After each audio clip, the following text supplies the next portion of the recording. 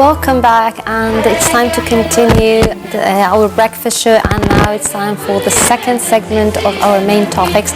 And now we will be discussing anxiety among students as well as parents, especially during the time of the final exams. Actually, that creates a nightmare for not only the students but their families as well. So right now we will be shedding more light on that, and we have with us Dr. Nabil, children coach, who will tell us how to avoid such a stress meltdown. Welcome with us. Hello, hi, how are you? Well, first of all, talking about the stress when it comes to the exams, let me say that stress is not going to be limited to the children. Maybe mothers will suffer as well. Definitely, so we need something as well for the mothers. If you want to remove stress from the children, you have to work on the mother first. Yes, definitely. That's true. That's you tell me, how do you think about it? Okay, we start with the mother first.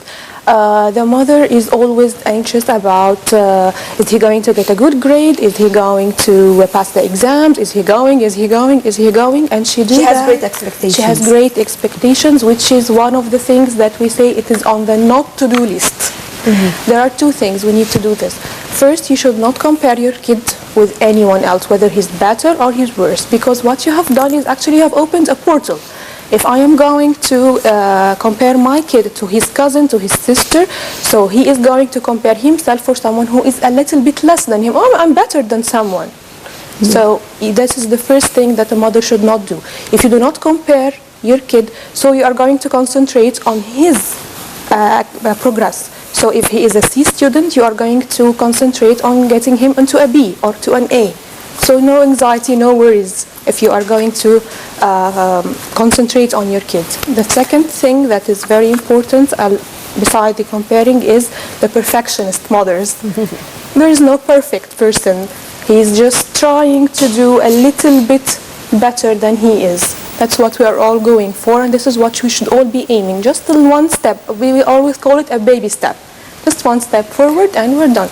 Now, is there a certain technical methodology in handling the exams? Like, do we need to start with them from the beginning of the year? What should we do really to avoid this stress? Oh, this is a very good question. We have 5 steps that we can do. Number 1, we have to put a target. What's your target? Do you want an A? Do you want a B? Do you want a C? What's your target? And we do it with a little bit fun. Like, for example, if he wants to be an A student, so he can get a picture of a cartoon character with an A student, and he just cuts the picture and put it on what we call a vision board. Just put it there. When he do this, he starts to doing number 2, which is what we call a positive visualization. He starts in his mind creating a vision, creating a small 2-minute video, and how does he look like when he has an A on his level. When you do this, you start seeing smiles, like your smile when you see. Exactly, you have a very positive image in your mind. Wow, I am an A student. When you do this, number 3, you start writing affirmations. I'm an A student. I'm clever. I'm concentrating. When you write this, the mind sees it. Oh my God, this is good. I like that. When you do the affirmation, then you do the work itself. You start studying.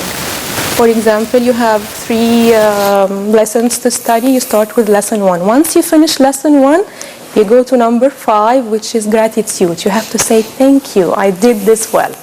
When you go through these 5 steps, you actually go through the whole curriculum, and I'm feeling fine. I'm already an A student from the beginning, and I just made my achievement. Check.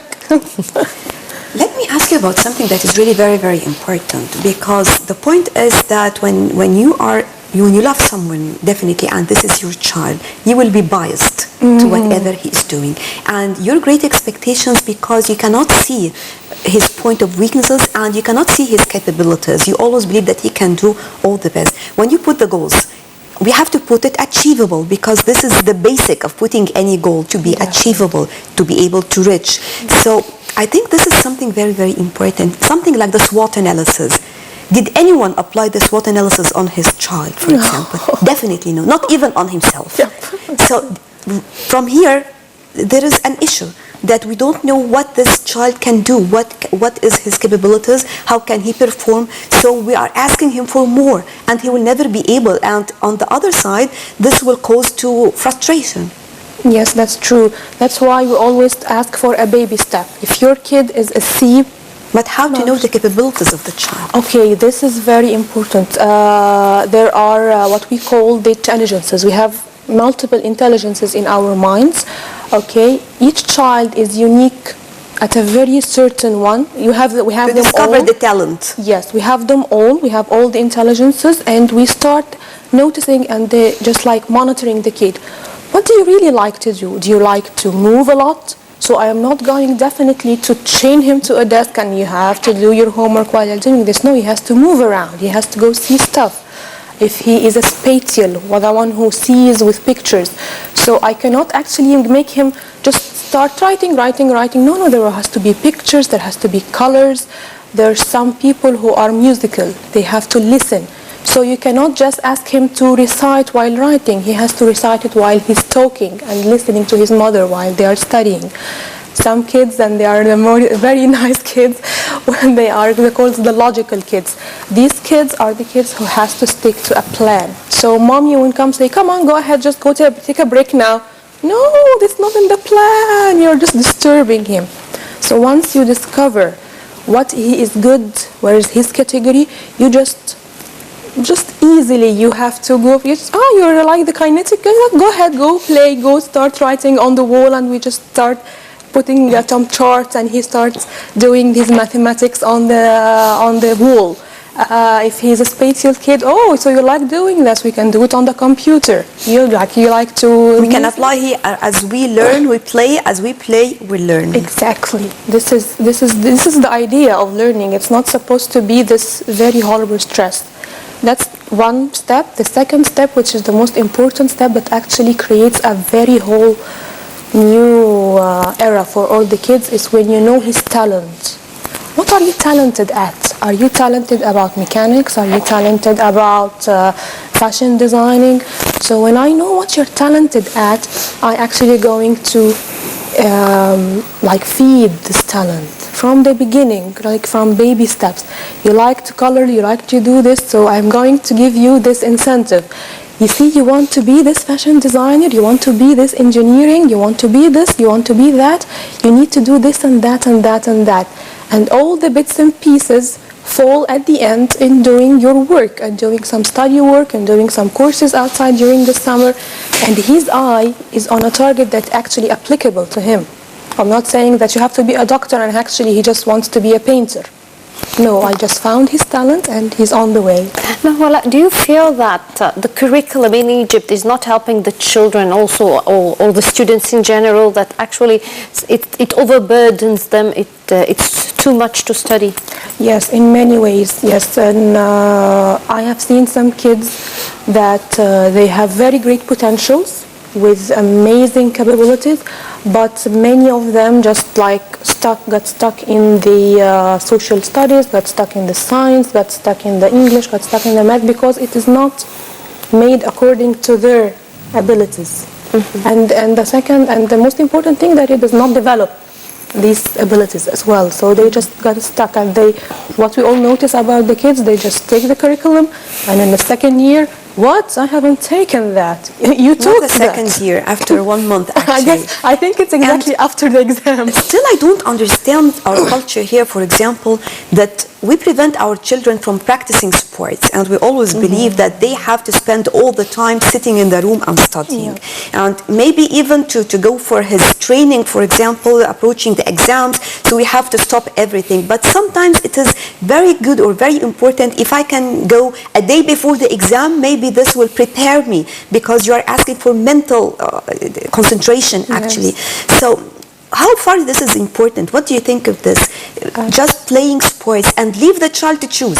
Yes, that's number one, is the power of choice. Leave the child to choose, yes. The power of choice is very important. When you leave him to choose, actually he is going to go to study without you even bothering and saying, come on, you have an exam tomorrow. This is the power of choice. This is very important. Number two is we have to do according to the capabilities of the kid.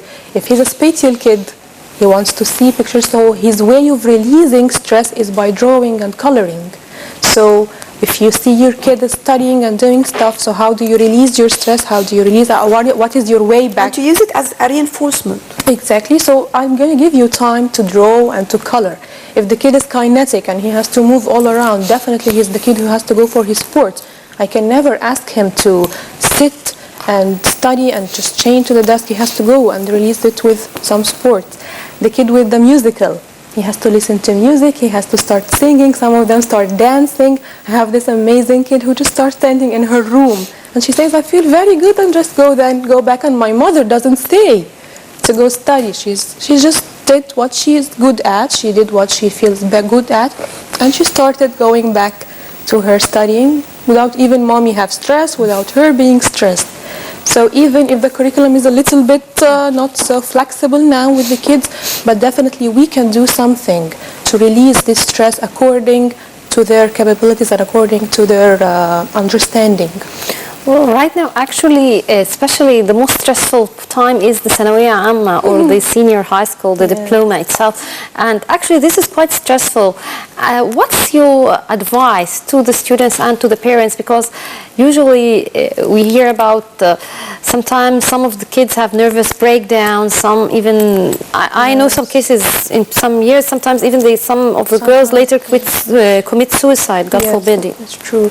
Okay, we have very important thing to say about the ثانوية عامة. It's like our very high risk-taking step in our society.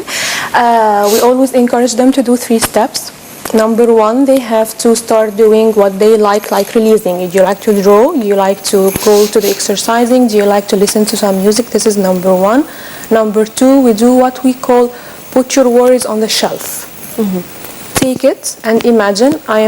I'll keep it with you, because sometimes the mind, when sees that you are going to stop worrying, this means that you're not going to study, this means that you're going to fail. It's like, how am I going to do this? Because this is something of great importance. It is easy to say it. We have our producer, actually, she has this challenge with her daughter as well, because she has the same issue. But how can she go and tell her, put your worries on the shelf? This is how we say it. This is what are you worried about? How do they look like? First you visualize them, how your worries look like. She says it's like a big rock. She visualizes them. They actually can see it. It's like a big rock. It's like something black, which has color. Okay, just take it in your hands. We visualize it like this and start putting it on a shelf. It's there. It's not gone. I'm keeping it safe for you here. And once the kid visualizes that, taking the worries and putting it on the shelf like there, it's there, he started saying, okay, it's there. Can we start doing something else? He says, okay, we can do that. It's all in the mind. The mind cannot differentiate between reality and imagination. So when you say that your worries are here, he actually thinks that they are there. So this is the second. What is the third? Okay, the third one is when you say to him, you have to do some breathing exercises, like you inhale a lot of air, fresh air through your nose, and you get it out of your mind like you're blowing a balloon. The more you blow in the balloon, the more your worries are in the balloon. Just, you can, some kids at me, they actually get a balloon and they start blowing it. And once it's filled, they just get it and they keep it beside them. First, for the logical kids who can't visualize a worry on the shelf, they just blow, blow, blow, and they put it beside them. It's there for you if you want it. Just get it back. If you want to leave it here and move on. It releases a lot of the anxiety and the stress during ثانوية عامة, exactly, because... Yeah, but can it really help? Because usually the students are very anxious, because that would determine the university they'll enter and their career. All their friends are tense, the teachers are tense, and they are taking them to a lot of, usually we tend to do a lot of private lessons, so actually they are running around between school, which sort of they don't learn much during ثانوية عامة or senior high school, and then they go to the private lessons and they take every single subject, Yes. And then after that they have their friends talking about it, their family talking about it, so it's very difficult to ignore, don't you think? Okay, there is, according to this specific issue of this listening part and seeing people around, we do what we call EFT. It's called the emotional freedom technique. The emotional freedom technique is a right to the point technique. You just you just like specify the problem and you just move on with it. So we start by tapping on some points. It's very simple, nice points. When you tap on these points, you actually release all this. And the kids, I have a cousin, she's in Sanawiyya Amma, so I usually just get her every day, come, we're doing EFT today for you. And she just starts tapping with me about everything, about the kids that are teasing her because she is not doing well, because of the kids who are doing, because of the teachers, definitely. They start just competing and comparing the kids to each other. Why haven't you done this? Why haven't you done that? So we start doing EFT together. We can even do some exercise while we're doing, even though I'm very stressed, even though I hate the teachers, even though I hate Sanawiyya Amma, but I love and accept myself. I love and accept myself. I hate Sanawiyya Amma. I hate the stress. I hate seeing these books. I hate even writing. I hate studying. You just keep rolling around all the 8 points of EFT, and once you finish the 3 rounds, you take a deep breath and you start doing again. You'll feel the anxiety and the stress just moves a little bit down. The more you do and the more you drink water with it, because it helps a lot, the more you feel less stressed during the But how to avoid all this? I mean, working from the very beginning with our kids, for example, because, leave the teenagers right now, because whatever you will do is not going to work that much. So let's work, but very quickly, in less than 1 minute, you can tell me how to work with our kids. We have what we call and especially the word choice, because we have to understand sometimes if she is 2 or 3 years old, for example, still she can choose what she wants, and she will feel it. Definitely. We have what we call the wheel of life. The wheel of life is a wheel that has 7 categories, and the 7 categories are like buckets that we have to fill them with care and importance. The more you fill and the more you balance these 7 categories, the more you will feel better, the more you will be able to actually sit and find that doing your studying is a good thing. We have the personal time, which is about your talent, what you're passionate about, you have to do it. We have the social, going out with friends and staying time with them. We have the family time, just gathering one of the kids. Unfortunately, time management, yeah, we have a time issue, and unfortunately the time of our program is up.